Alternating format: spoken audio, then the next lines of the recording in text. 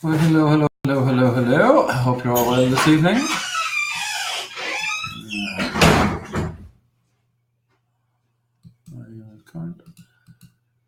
Boom. You're being invited on, folks. Hope you have a good week. Mine's been a bit of a disaster. I've been sick as a dog. Hey, John. Hi, Tony. You look rather cold. I passed cold. I'm freezing.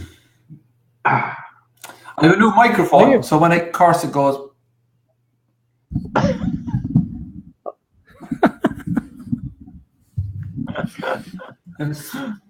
I hope mine is working anyway. Oh, hello, Stephen. Yes, I'm actually live tonight. Wow. Well, is that the time we have to go? Stephen's on. Let's duck. Run. It took us.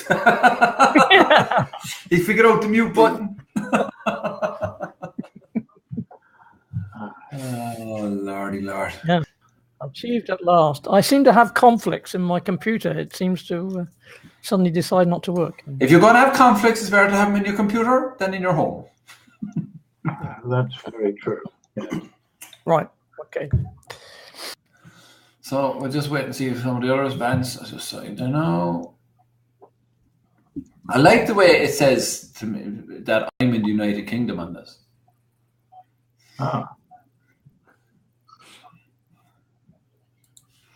It does intrigue me, with all the nonsense about the history and the rest of it. It does intrigue me that the only country I fly into as an Irish person that I'm not asked to identify myself is England, right?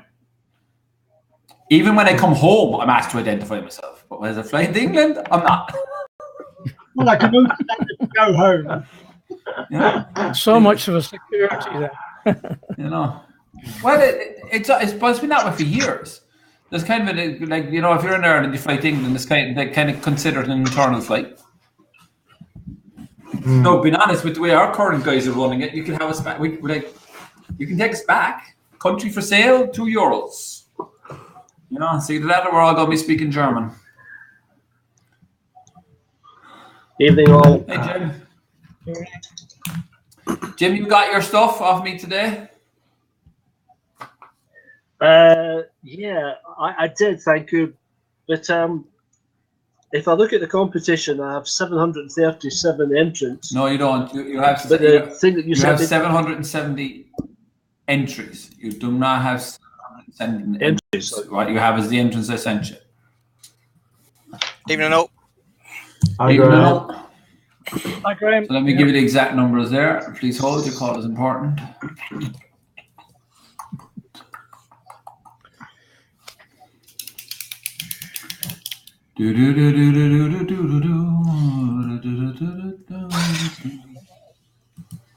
Oh, Lord.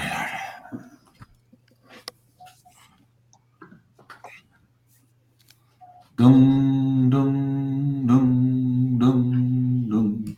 Remember the Hamlet ad? Every time you see the wheel on the computer, it reminds you of that. You have 19 people. You have 480 actions and 19 users. Okay, thank you. Have you still got a training video for the backlinking? Any chance of, because I'm going to get someone to do the backlinking for me. It was to send it to them, please. No. Okay. That's a no. Is that a yes or a no? No, you can't send the video. But what you can do is if you send me their name and email address, I'll put them in as a free member under you, right?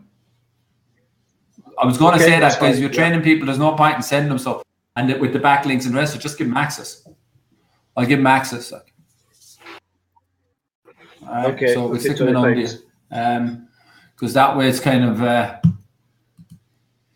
easiest way to do that, darling, rather than making life complicated. So it'll be tomorrow because I've a thing at 9 o'clock. So yeah, no problem. Mr. So let's go off the deep end for 5 minutes, right? Completely. Let's talk about something completely non-thing, because I've had a real bad week, right? I was sick as a dog, including on Saturday, so I've been sick all week, so I haven't got a lot done. So that's my confession before we start. But I was up in Dublin on Saturday speaking, right? at a multiple speaker event. It wasn't the Pitch Fest, unfortunately. So I have to still work for my crust in that one. But one of the people that spoke was Paul O'Mahony. How many of you know Paul? I've met him. Facebook. I know of him. I've never met him. I did one of his courses a few years ago. I've had two texts from him today about his new book that's just published. We'll be talking about that in for 59 minutes. Okay. So the interesting thing with Paul and myself is we started the same day, right? Literally. So we were at the exact same event in Dublin, which the guy we spoke for on Saturday organised, himself and his partner. And we started, and we both did Matt's program, and we both did a couple of other programs. He did the stock one. I wasn't interested in stocks, never have been, never. I think I will be. But he did a couple of those, and we did Matt, and we went in two polar opposite routes, which is interesting. So he went really the speaking route, the full-time speaker, speaking. And then I went the internet route of actually, I'd like to see this stuff work, right? So two different philosophies. So I was watching him speak on. So normally when I speak, I give a ton of content, right? You do this, you should have that, you do this, boom, boom, boom, boom. So we both spoke for 45 minutes. At the end of this session, nobody asked. So there was questions and answers. Now I was first on in the morning, right? So I hung around all day and I was talking to people and networking and doing all this stuff. You normally do, and then at the end of it, I wasn't asked one question. I was like, what? Everybody asked us questions. I wasn't asked one question. So a couple of people came up and approached me, thought, my God, your talk was fantastic. It was brilliant. And I had a lot of people, I did positive feedback all day. Like, it was amazing. It was great. So I asked him, I said, why didn't you ask me a question? I said, we no question to ask you. You'd answered everything in your presentation. I went, oh, that's interesting, isn't it? Paul, right? No, this is private conversation. Paul's a buddy, right? Paul told him absolutely sweet all, right? I mean, nothing, right? If you take it out of 100%, if I said 0.5% was content, I would be being very nice. Nothing. Told him about what he did, where he went, how he started, his journey, his story, his this, that. And they were asking him questions as if there was something wrong. It was amazing. It was like,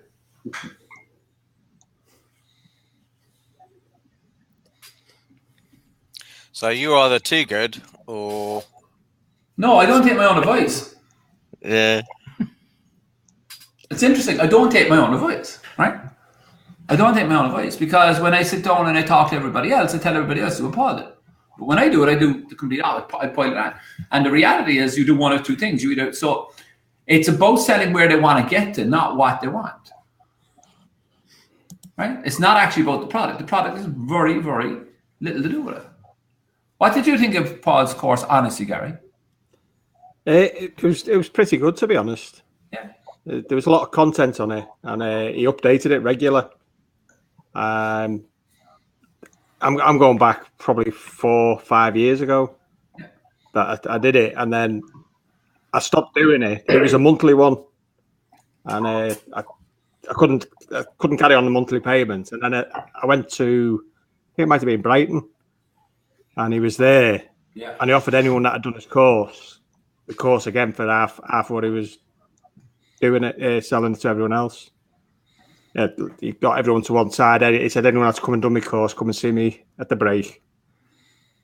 And I went back on it, but that was a one payment. But it was great. I mean, the content was fantastic. But think about what he did. Think about what he did from a pure sales point of view, right? He got people who already paid him to pay more money, who stopped paying to pay more money for the exact same thing that he's already given you. Yeah. Yeah, but he took that away though, because it was a monthly. So as soon as the monthly had gone, you didn't get anything else. Yeah. So what he did is he regenerated an income out of customers who stopped paying. Yeah. You know, and you got a lifetime license, right? Yeah. It's brilliant. Like he converts numbers. But the fascinating thing is watching him is like Paul, and the reason I'm saying this is as a speaker, right? Just as a pure product thing, as a speaker, Paul's probably one of the best in the business because he's now spent 10 years doing it, right? And done nothing else but speaking. Like he did 130 flights last year. I would prefer to get my hemorrhoids examined by a kangaroo hammer, right? Okay, let's be perfectly blunt about it. But he did 130 flights, so he's gigging, and he's refining his process. But the interesting thing is, it's got nothing to do with the product. It's not interesting. Nothing to do with the product. It's got to do with the outcome, which is exactly what I teach, and I didn't do that myself. Isn't that interesting? So the reason I'm saying this, Graham, is when we're doing products, we overcomplicate them, John. We overcomplicate it because we believe that everybody has RIs. And even I fell into it again, right? Because it's normally you speak for an hour and a half, and I'm kind of grand an hour and a half because I bring them through the whole hero's journey and go longer at it. So I'm doing a webinar tomorrow night, which I'm going to give up very little information, right? Because that's normally what I do. I'm coaching 2 guys at the moment that are paying me 10 grand a piece, and that's what I'm teaching them. You know, it's about where you're going to be at the end of this, not how you get there. So you're like, if you want to travel, let's put it this is kind of the bit that slapped me in the face again, right? And it's interesting when stuff comes back and slaps you in the face, right? If you want to go to Dubai, right, and your lifetime ambition is to go to Dubai, does the model of the plane really matter? No, as long as it's not a single engine plane with an elastic band, right? You're pretty much okay with it, right? Yeah. Yeah. And we all talk about the propellers on the plane and the jet engines on the plane. Interesting.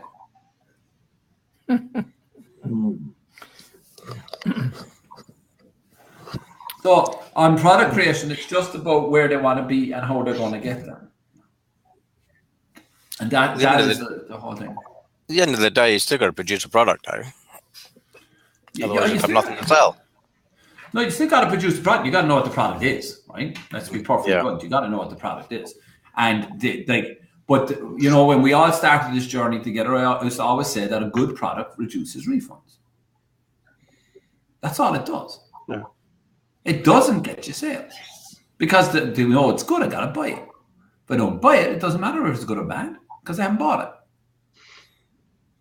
Right. So when you think of the process of this, the sales process is convincing the person that they're going to get whatever they want at the end of this, right? No, I'm not saying that you do the old I am shite, right? It's just no other way of saying it.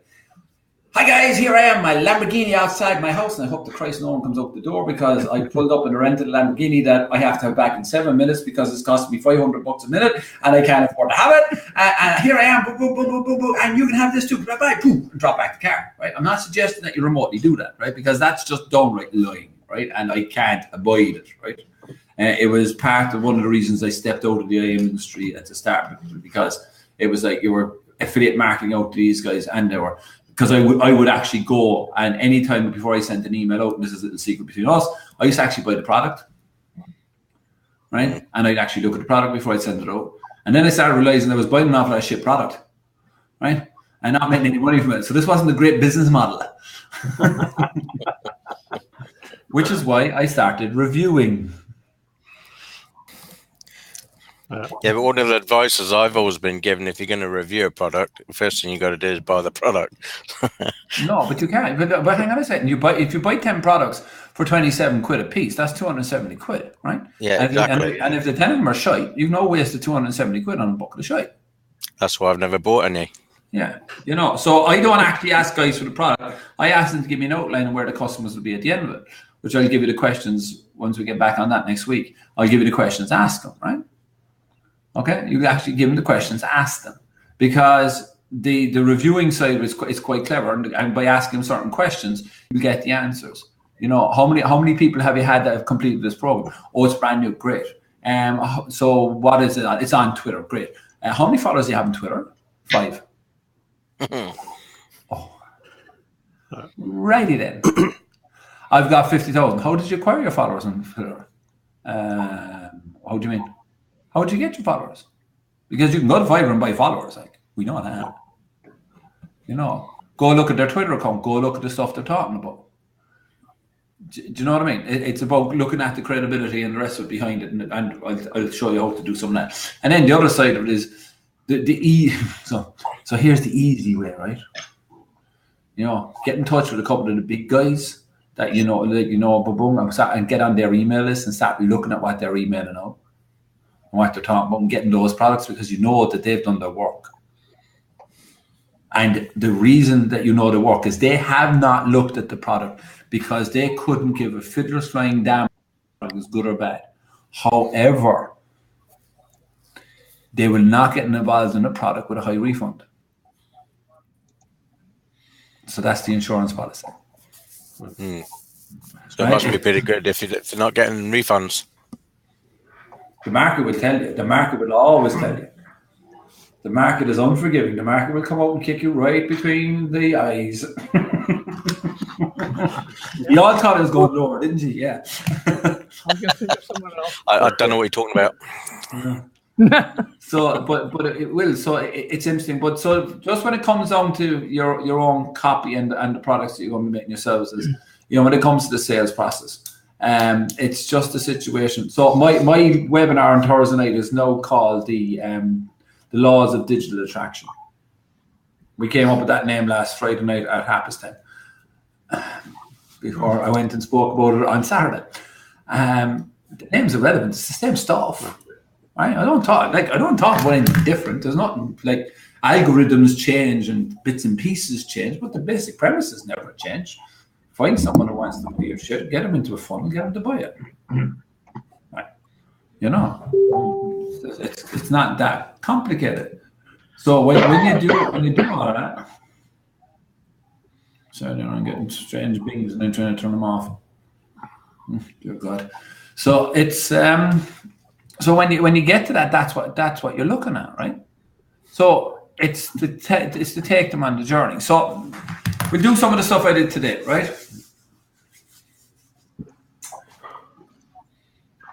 With the guy in Holland, right? Or sorry, Norway. So tell me 3 interesting things about yourselves.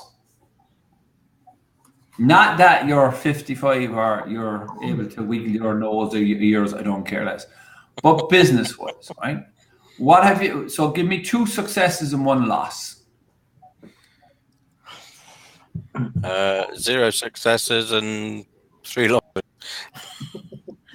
Okay, why 0 successes? What would you qualify 0 successes? Well, I haven't made any money. Hang on a second. You made 500 quid with me on a webinar. Yeah, but that was 18 months ago. Right, but you still made nothing. I didn't say in the last 6 months, did I? Well, no, you didn't. No. Remember, we're doing McDonald's here, right? Okay, this is what I'm talking about, the eyes.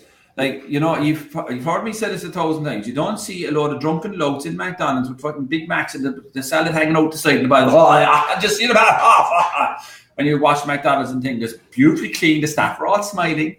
They all speak English. Which is not true in McDonald's in any part of the world. You go in and, the place is spotless. It looks fantastic. It's all sugar and light. And Ronald McDonald is bouncing around the place and all the kids are happy, right? You go into the real McDonald's during the day, there's 10 kids screaming that they didn't get the toy they wanted. There's this and that. So marketing is to paint the perfect picture of life.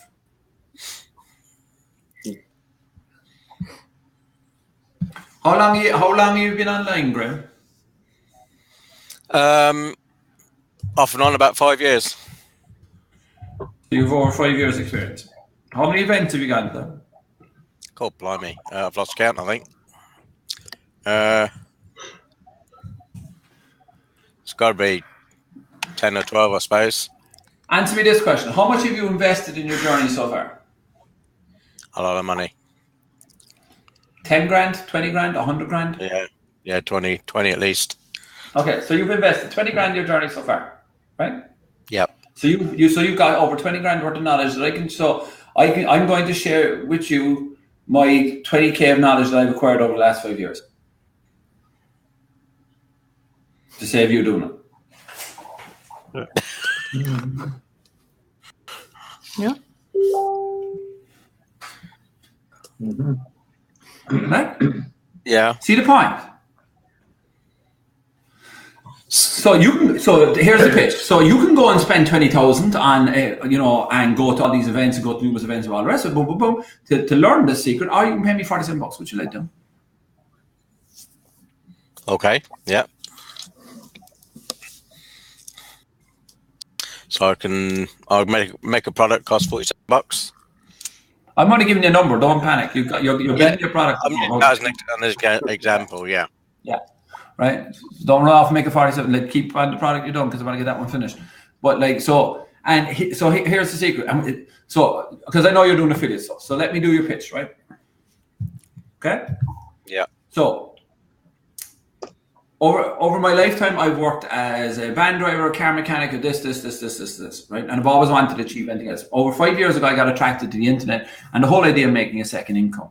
And amazingly, what I found out after 5 years and over £25,000 worth of investment, let alone all the hours and time that I put into it, is a simple secret that you can make money on the internet selling somebody else's products. Let me show you how.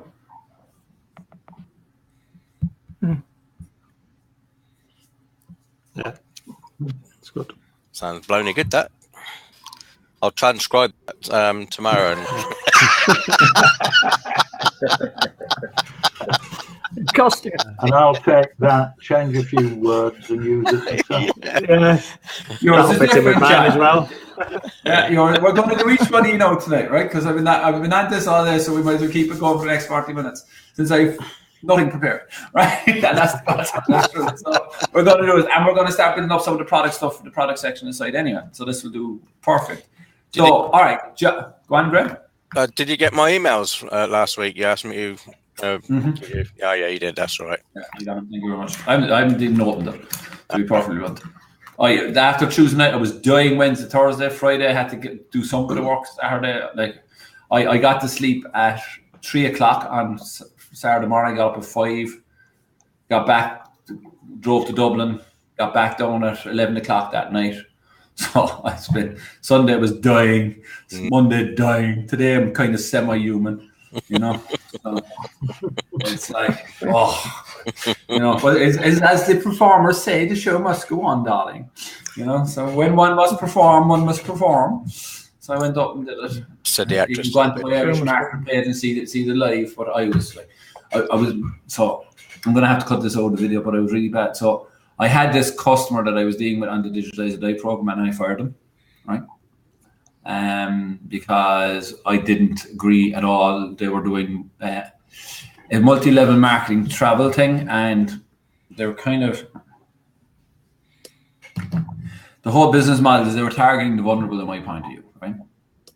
People who were lonely, people who had disabilities and the rest of it to join this thing, and I just didn't like it.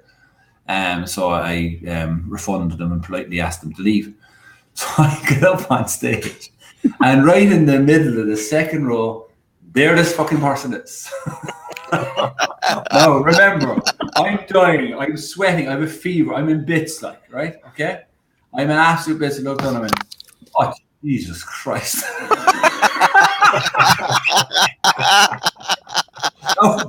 What do you mean the person heard from what I can gather because nobody else picked it up, right? And I went, oh, Jesus Christ. And I carried on. But they put their hand up and participate and everybody was like, because it kind of annoys me, right? Because unfortunately in business, I do another guy try to take a cut off me on Facebook, another customer I fired. I fire customers regularly, right? Especially if I'm on a one-to-one, because we're not getting on and we just say, look, this isn't working. Best thing you could do is carry on your own way, and I'll carry on my own way, and God bless you, and all I say with you, because there's just no point. It just takes down, but it was just funny. So my blunt, and what can you do? So, John, Yeah. your training product. Yes. I'm going to share with you the secrets and insights on how you can. So let's start this way. There's nothing worse than creating a product, getting it sold, and then people looking for refunds because your training doesn't work, right? It's absolutely soul destroying. You can rip the heart out from your business. So one of the things you must do is to actually have a great training program. If you're doing anything online and you're creating a product for the first time, you must actually have a sequence. So I have developed this out of the last 50 years of experience where I have trained over 100,000 people on how to create ideal programs. You all saw Zane talking, right? Zane never mentioned Mondelez. Zane never mentioned the fact that he's trained over 100,000 people. Zane never mentioned the fact that he trained people that have an income of over 100,000, because it never occurred to Zane to say it, right? Because it was normal to Zane. See the point? Yeah. You know, what's normal isn't normal for me. So you help to train over whatever the number is. So I'm going to show you how I've successfully trained over 100,000 people and trained those people to be able to train other people, and how to create programs that people will love, come back to buy more off you. Because imagine getting a customer in who's going to buy and buy again off you is the actual easiest way to make more money in your business, because you don't have to spend any money in acquiring the customer. So it's how you actually profit more and make more money off the internet, is by developing, and I believe this, right, is by developing and delivering good programs and great programs, because that would be the differentiation between you and anybody else online. So if you can develop a great program, which I'm going to give you the step-by-step map, blueprint, guide, and blueprint's my latest word. I really like that. I'm launching one on Friday.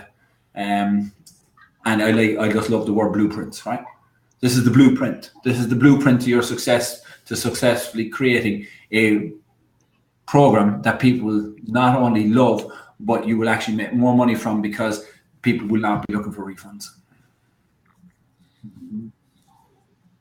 And I have trained over 100,000 people over 50 years. I've delivered successfully over 5,000 programs, 2,000 programs, whatever your numbers are. Right? Now, here's the thing, right? I don't expect anyone to bullshit, right? But I don't want you to err on the size of caution either. So I think I might have done 2,000. So say 2,500. That's okay, right? I'm okay with that, because you probably did 2,500 and you can't remember it. But guys, I think I might have done 2,000. I'd say 1,000 just because I think, who the can ask you? Because nobody can verify it. Nobody can check it. I'm not saying that you're going to bullshit, right? But they don't do the typical English-Irish thing, is like, you know, Irish or anyone could do it. No, they can't. Right? Yeah, that's interesting, Tony. The thought just struck me, that has struck me time and time again. I have a degree in chemistry, for what it's worth. Nobody has ever asked to see my degree certificate. Yeah. And I find that absolutely extraordinary. I'll give you a more interesting one. Has anybody on this call ever been to court? To court? Yes. Have you ever asked the judge for his qualification? I'd go in jail if I did that. No. As a juror, yeah. Nice. You've asked him for his qualification. Yeah, but have you ever asked the judge for his qualification? You took it that the judge sitting up on the CDS has the authority and the right to say this. How do you know he's not some hobo that just turned up? You don't. Well, you did, because he wouldn't get that. You wouldn't get that job in the first place if he did. If he That's why you got the job in the first place. Don't you believe it, Greg? Some very strange things happen. But like, in the old days, so the judges, here's an interesting bit of history for you. The judges had to show the warrant, because, and it's still in English and Irish law, that you can actually ask a judge for his warrant, right? Because if a judge turned up in your town, there was no courthouses. He'd be sitting in the local hotel or bar, and the cases would be heard. So he'd have to prove he was the judge. So he'd have to prove the piece of paper. But because you say it, so people now believe you say it, right? Donald Trump is a multi-billionaire. Yes or no? Yeah. Yes. Maybe. So he says. All that glitters is not gold. No. Have you frozen out again, Tony? Yeah. He's frozen. Oh dear. And I'm back. He's back. Oh, is that Oh, he's cold in your office? You frozen? Be careful. I'm just testing. I'm doing this on purpose. He's probably got a cough button that he can use for situations like that. Ready? Yeah.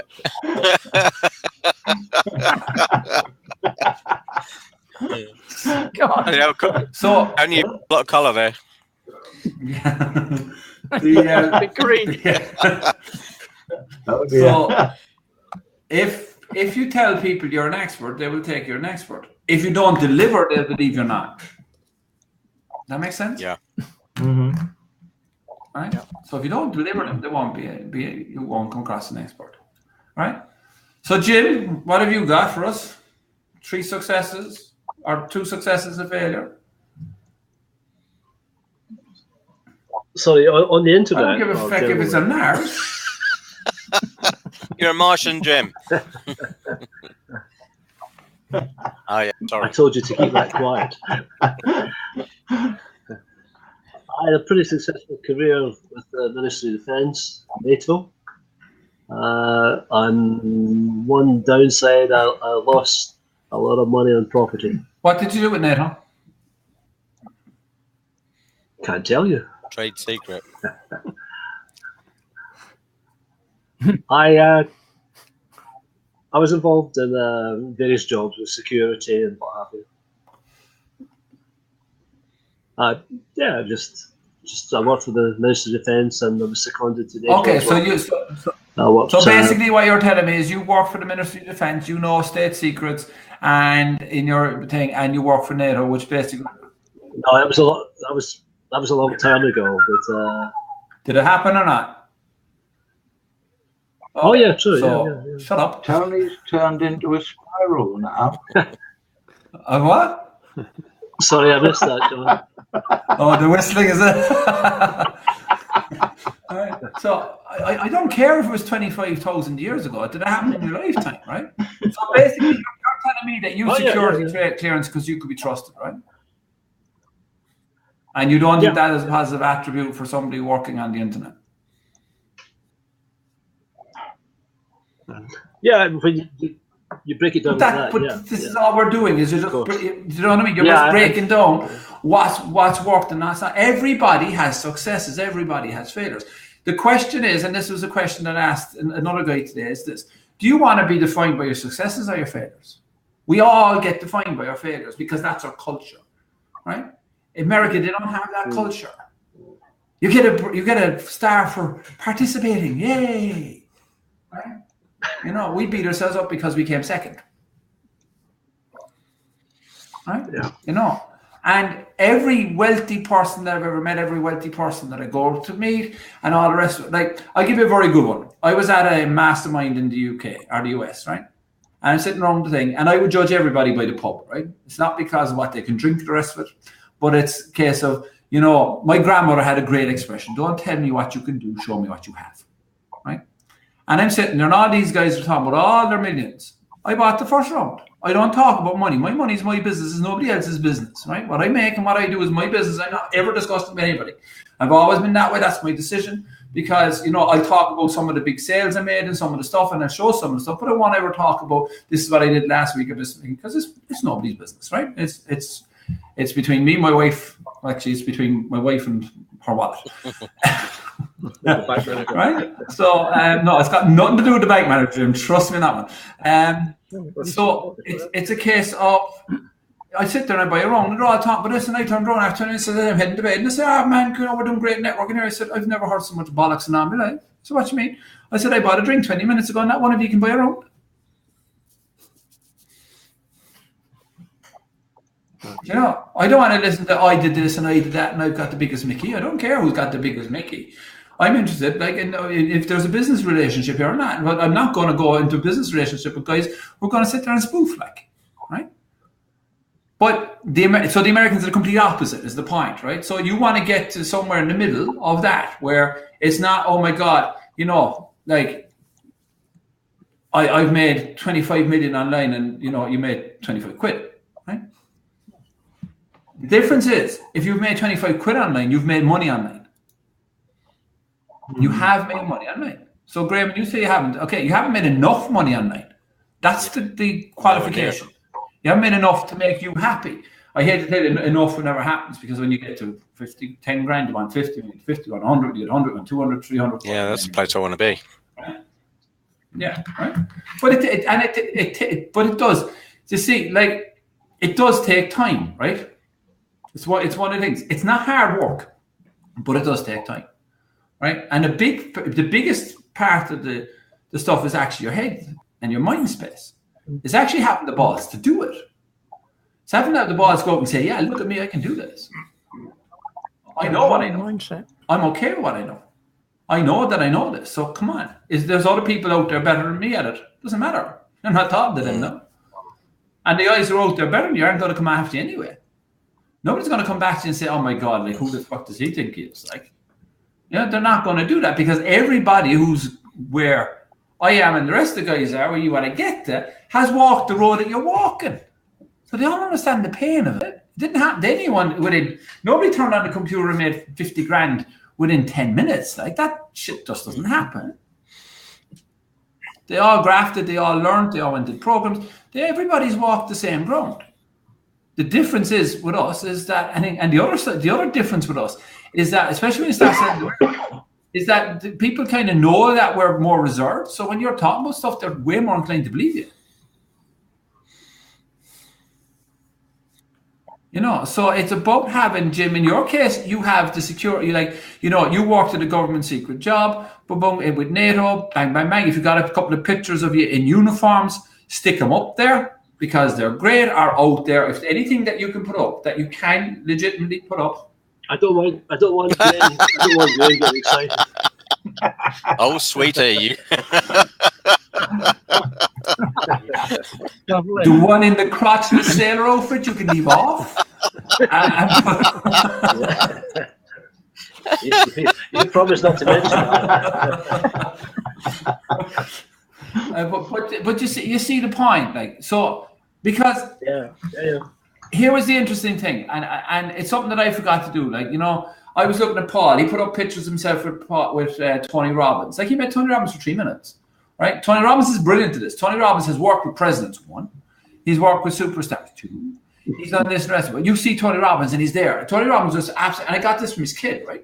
Tony Robbins was fantastic at taking the pictures and then put them up. And he says, I've worked with presidents. He didn't tell you which one.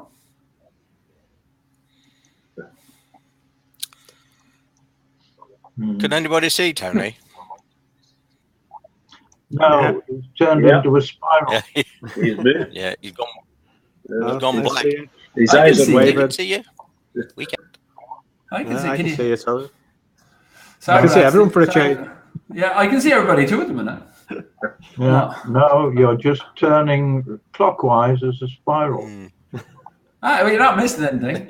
So we got the better picture, John. Indeed, what you got the spiral as well. So Jim, you've got stuff that adds credibility to who you are, right? Which will make you trustworthy. Join being wound up. Yeah, Stephen. Hello. Right. Yes. 2 successes, 1 failure. Fine. I just look at a blank screen all the time. Right. Successes. Right. Well. You asked, you made a comment earlier on about how long in the business. I would say it's just over 2 years now. Have I made any money as such? No. Have I spent a lot of money? The answer is yes. And now it's starting to fall into place. Okay. That's as far as I've got. And what did you do before this, Stephen? What was your previous career? What did I do before? Yeah. Well, I'm a chemist. I was in chemical industry for 10 years, and then I went into a training development company and stayed there for crikey.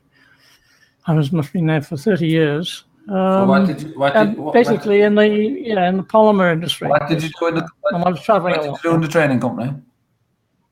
Yeah, working with companies all the time. It was very much hands-on in company. In-house training. Working with managers and employees, but they're doing a lot of training. Okay.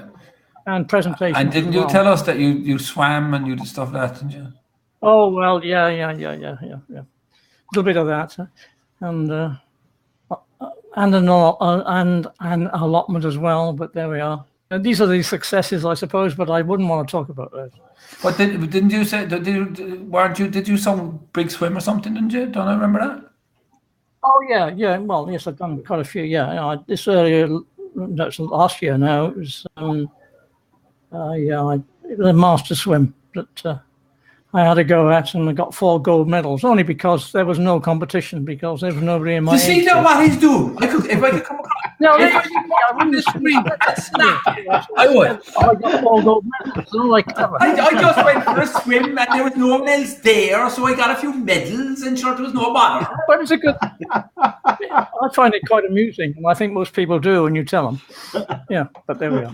I fought 17 kickboxing fights and I won every single one of them. And there were 4 no-shows. And what I say about that is I beat the fucker before he turned up. Yeah. Right. By the way, while we're talking, did you get my sort of sales page preamble, which I sent to you about 2 weeks ago? No. Ah, well, I may have sent it to your wrong address. Did you send it to the support box? That's the start of it. Okay, where did you send it? To the support box or to my email? I think it was to your email Oh, direct. don't. My email at the moment is affecting Madhouse. All right. Okay, I'll send it again then. Okay. If I'm just asking you just for your comment. To say, No, I'd be delighted. Just send it into the support box and we'll have a look at it. Yeah. Okay. I'll do that. So basically, what I'm trying to say to you is, you're a driven person. You're able to go out, get up, and get on with swimming and drive on. Right? These are all part of your life's journey and your story. Yeah. Keeps me fit. Yep, I still enjoy it. Yeah. So Vance, you've done property, publishing. I started in the book trade just 50 years ago this month, actually, in second-hand antiquarian books, and then graduated into building a retail chain of about 15 stores, learned wholesaling, and then doing publishing what's called promotional books. We were publishing about 50 books a year. I suppose looking at my business successes, was building that company up over a number of years. We had about 100 employees at its peak. Went to just under 5 million in sales. And we opened an office in New York, had a warehouse in New Jersey, so we're infiltrating the US market. Unfortunately, things got a bit sticky through a series of events. Went bang in September 30th, September 1996. Just under 29 years old. So then I restarted on my own again. So the success was building it up. The failure was letting it go. Because as always, one has to accept full culpability for the demise of something like that and take the responsibility for it. Book stops with the top, I guess they say. But then another... 1 second, no. Does anyone else agree or disagree with that statement?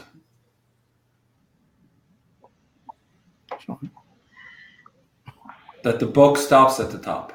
Do you agree or disagree with that statement? So if a business fails, it's the responsibility of the person at the top. If the business succeeds, it's the responsibility of the person at the top. I'd agree with that. Agree or disagree with that? No, not always. Yeah. In the majority of cases, you have to take responsibility for what happened. Yeah, you have to. Yeah. If you can't take responsibility, then you're blaming somebody else. And if you're doing that, then you don't have control of your life. So here's the challenge in that one, Vance, for me, right? I agree with you to a point, right? But I don't believe the world is black and white. Because to have a successful business, you have to have a team, right? Oh, sure. Yeah. So if you have an unsuccessful business, isn't it a team event as well? Yeah, but I pick the team. In essence, I pick the directors. You have to train your team, make sure that they know what they're doing and how they're doing it. Well, it's like... It's like I give you 80% of it. I do believe in the end of the day you have to like what I hate is seeing guys recriminate against it. Oh, it was this, it was that, and the rest of it. Like it was with me with the factory burnt out. I became I dealt with them solely. I made that decision. That was a stupid decision.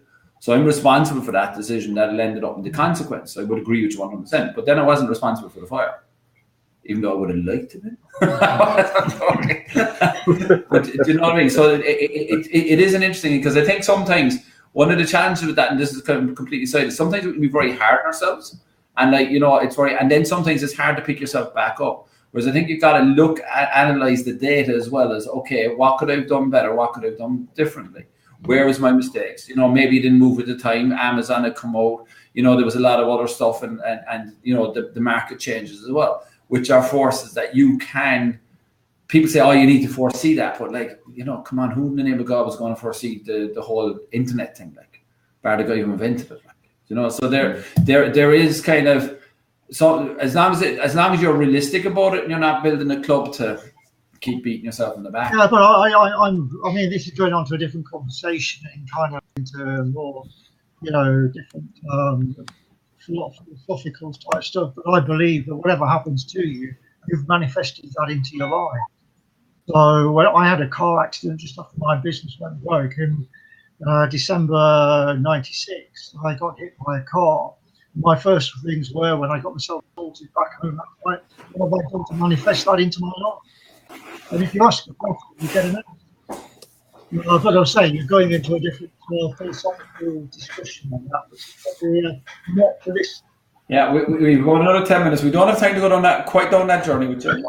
So you built successful businesses before. But then I started back before the old business had gone broke. It was the administrators came in. The bank came in on the 30th of September 1996. But a month before, 3 weeks before, I'd already set up another company to take over, knowing, you know, these things are going to happen for 6 months or maybe a year. You can see what's happening, the writing's on the wall. So I set that up, which I'm still running now. But then that runs okay. It's just me, solely me, nothing else. But then another business I started, which I put it down as quite a successful, although I sold it off not a lot, was I started in importing Italian wines in 1998. I'd learned Italian a bit. I like Italy. I like wines. So I went over there and started doing research on it, and built a small business selling, sold it to some very prestigious hotels in London and restaurants and the like, and then had it for 3 years and then sold it out. So that was quite good fun, and I liked with it. So did you make a profit from it? Not a lot, really. We'd had a bad debt on it, actually, and I suddenly realised that if I wanted to do things seriously, I'd either got to do the wine or the books, and I know the books inside out, so I thought I'd focus on that. And I got somebody who wanted to buy the company out at stock price, so we just sold him the stock and got out of it.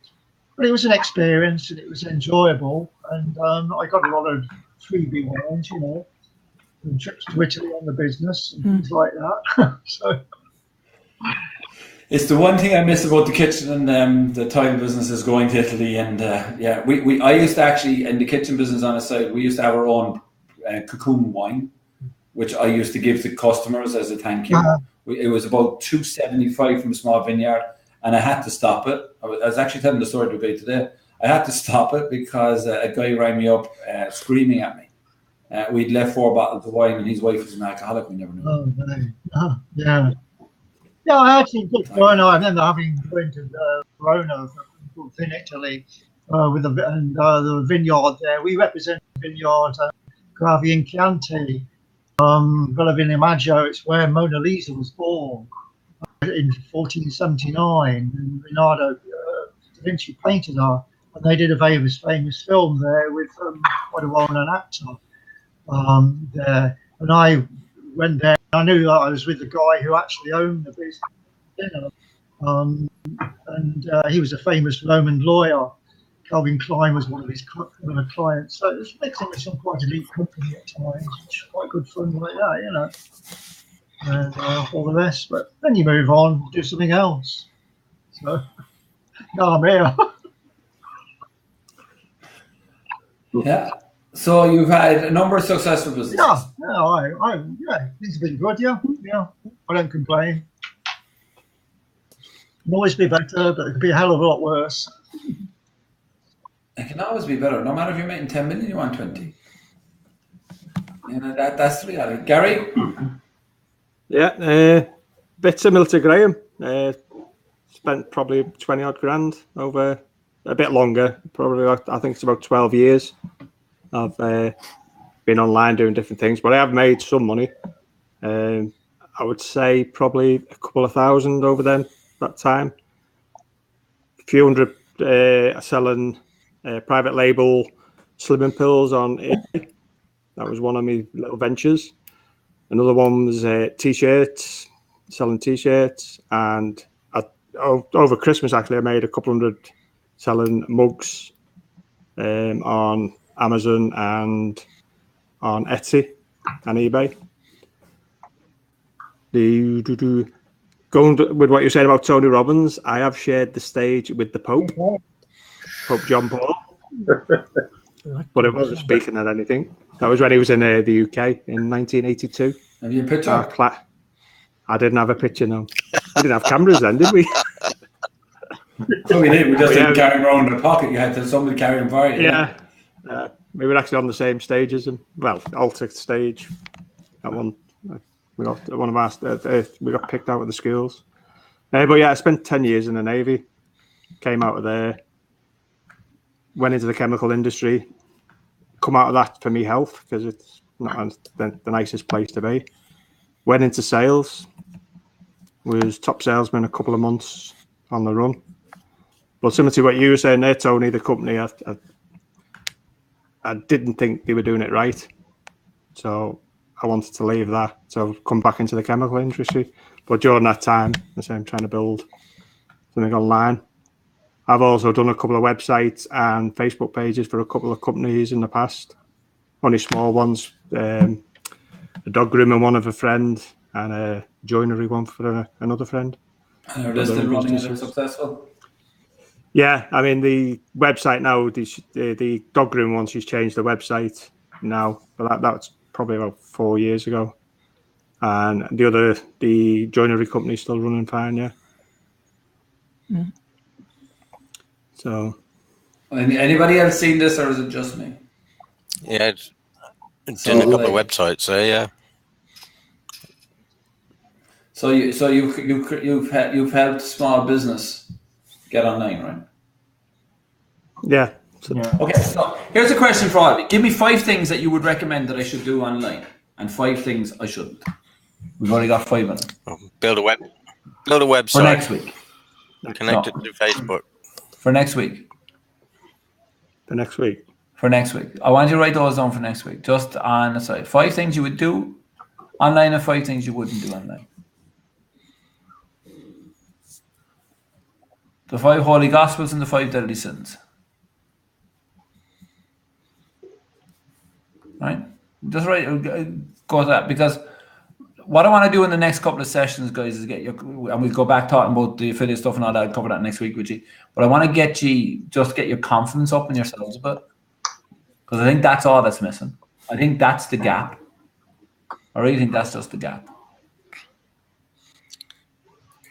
Just committing to it, and I think as well. Huh? Just having that commitment to go and just do it.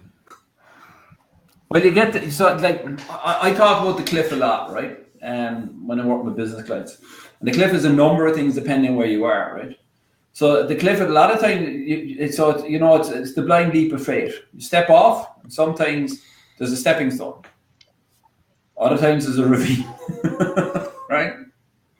And you're never going to find a stepping stone. The good news is that when you hit the bottom of the ravine, it's made of pillow, and you actually land, and you can actually climb yourself back up. Right? There's no sharp rocks. You're not going to die. You're not going to get killed. But you can actually climb back out. But you have to climb back out. And it's been prepared for that, right? And that really is just having the confidence. And the blind leap of faith is actually in yourself. Okay, so you put up a product that doesn't work, right? You put up another one. You change it. I'm messing around with Digitize a for a year, right? The different funnels, the different ways I'm going to bring it online this year, right? So I'm doing all different things. We're all testing. We're constantly testing, looking, changing, right? The laws of attraction that I come up with the other night will become a paid group on Facebook, right? That's going to become my $47. I'm doing another one with Denise and Zen for $97, which is insights, which would be digital insights, and we'll have a blueprint, which would be ultimately a magazine, because we know a way of getting the magazines printed in the UK or the US through Hong Kong that will deliver. So we're going to open that. Are they going to work? I don't fucking know. I'm not clairvoyant. I think they will. But I got to go find out. What's it costing me? A couple of hours. domain maybe. Like, what's the cost? I don't have to open a shop. I don't have to go to 17 trade fairs. I don't have to go to Italy to buy wine. I don't have to, do anything else. All I got to do is just do it and see what happens. Right?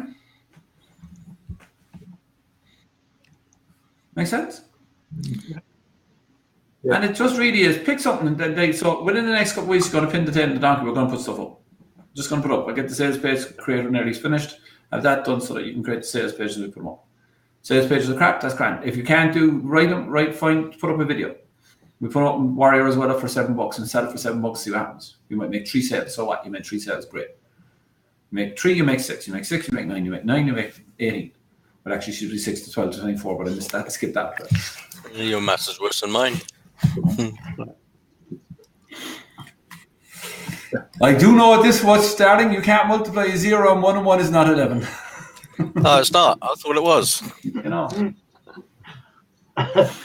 So, but that's all. I think I'm going to have to sign off in about 3 minutes, guys. Sorry, I know I'm rushing you tonight, but it's Paul promised to do this with the book.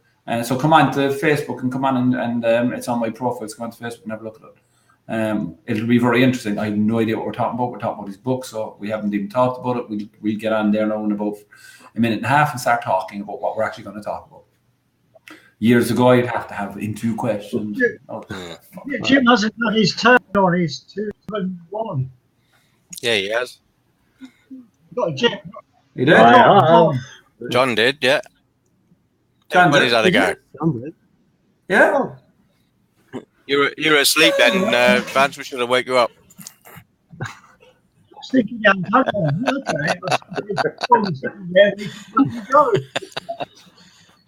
And Vance, I did have a look at the email that you sent about the major WordPress security risk.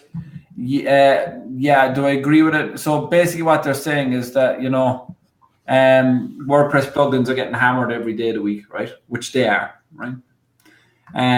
So the kind of way around is we kind of stick to the ones that we know, right? And we know they're good and they update. And if there's an update, make sure you do it. So you need to be going on your site at least once a week and updating your stuff, because if you're not, if there's any updates, like if it's out of date a week, they can get into it, right? And the other thing is with the GDPR, you could land up in difficulty ultimately with that anyway, because the data will be taken. No, it depends on the site and how much traffic and how worried I am about it, right? Because I'd have some sites I wouldn't care if they go down, as long as it doesn't pull down my hosting. And the challenge is if you've got multiple domain hosting, if you lose one site, it will dig its way across the hosting into the rest of the sites and you lose them all. So it's just about being disciplined. WordPress is free. WordPress is vulnerable. You have a lot of guys making WordPress plugins, that especially the IM type plugins, right? Being perfectly blunt about it. You buy this one that does this, you buy that one that does that. The guy does it, he never updates it, never worries about it. You have it on your site for a year and a half, you're in trouble. So like using Jetpack, using WooCommerce, using Yoast, those type of ones, good solid plugins, Google, Facebook, they're all fine. But anything spurious, like I use Thrive Architect, which is a builder. They update constantly. Every time there's a new release of WordPress, they're getting onto it, they're doing it. So I'm very slow about the level of plugins. And the other thing that to know as well is that with the level of plugins is the more plugins you put on, the slower your site gets. And then you can have a plugin that's fighting with another plugin for the same space. Right? So the real thing is just make sure your site is loading on time and speed. Keep it updated. Keep it up to the latest version of WordPress. Keep it up to the latest version of the plugins that you have, and don't put too many plugins on. You shouldn't have more than 6 or 7, to be honest. You really shouldn't, because it just starts getting messy. I like Jetpack because that covers a lot of them, and it's WordPress themselves. You've got all the free ones and you've got the paid ones, but Jetpack is quite good. I like the social sharing on that and a couple of ones. But outside of that, WooCommerce, Thrive Architect, Thrive Leads, I don't kind of really go outside of those anymore, because you've seen we've had the problems, and it's been through spurious plugins or an image resizer or something like that wasn't a good one. So the challenge is, if you get a free plugin from somebody who has a paid upgrade outside of WordPress, you pretty much got a problem, because they're not going to take the same interest on the free one as they are on the paid one. So if you don't pay for it, you're pretty much screwed. Yeah. Yeah. Okay. Yeah. I had wondered what to do with some of my plugins, Jetpack and WooCommerce are the ones I use as well. But I only use the free ones. Yeah, but that's fine. I only use those free as well because they're big companies, right? Do you know what I mean? So they're like WordPress is not going to create a vulnerability even though it's free, because it's got a issue. But if you use, you know, some